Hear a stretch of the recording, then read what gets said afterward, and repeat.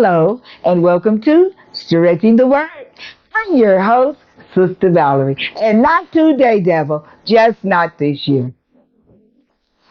A lot of times when we haven't seen our loved ones, our friends, our enemies, when we haven't seen people in general for maybe a while or so, or maybe even if you saw them, our minds will just go back to that person and we will begin to think on them. Sometimes we'll have good thoughts, sometimes bad thoughts, sometimes happy thoughts, sometimes sad thoughts.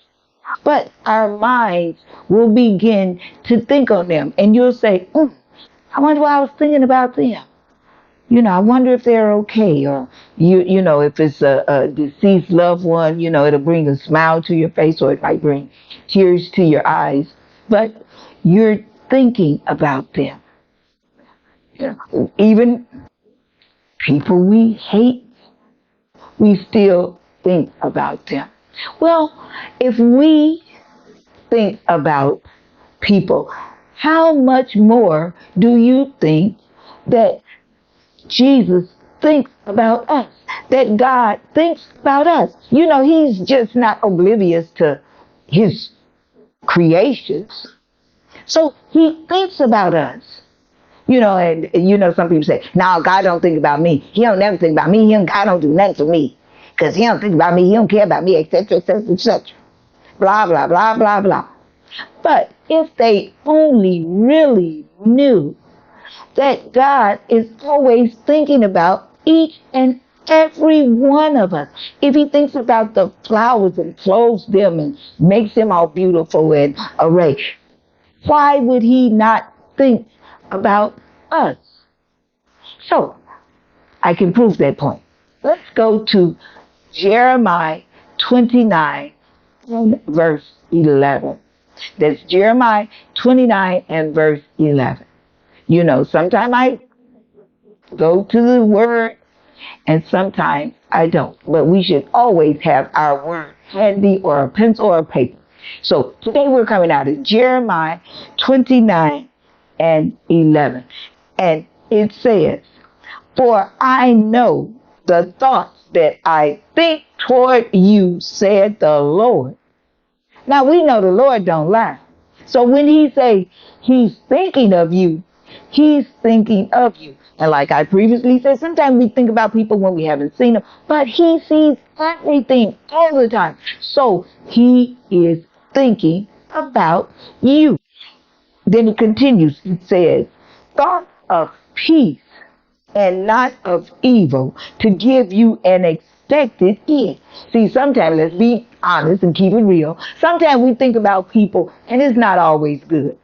Let's just keep it 100. We think about sometimes, oh Lord, them people, the so-and-so, that dirty dog. Oh, I wish I could just kill them. I'd wring their necks. So sometimes our thoughts toward people are not always good. But the Lord says his thoughts are of peace and not of evil. So he's thinking about you. And people always, all God do for me is bring me trouble. And I'm always having trouble and trouble. And that's all I ever get. I'll never get nothing good from God. I just get trouble. But he says he's not thinking of evil toward you. So that lets us know what? If evil is always coming your way, then we need to check ourselves and find out why. Because it is not the Lord.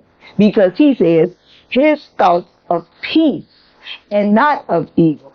Why? To give you an expected end. So what does the Lord expect of us in the end? He expects us to love him with our whole heart, mind, soul, and body. He expects us to love him. Now, if you know anything about love, when you love somebody, then you don't have no problem doing what pleases them. So he wants us to come to that expected end, the end that he expects us to get to, that end of love, peace, joy, and happiness. That's the expected end that God has prepared for us. And his thoughts toward us are that way. He don't think, oh, I want to kill them today. Ooh, I want them to be sick today. Ooh, I just want everything in their life to go wrong. No, that's not his thoughts toward us. So don't think evil, because God is not thinking evil of you.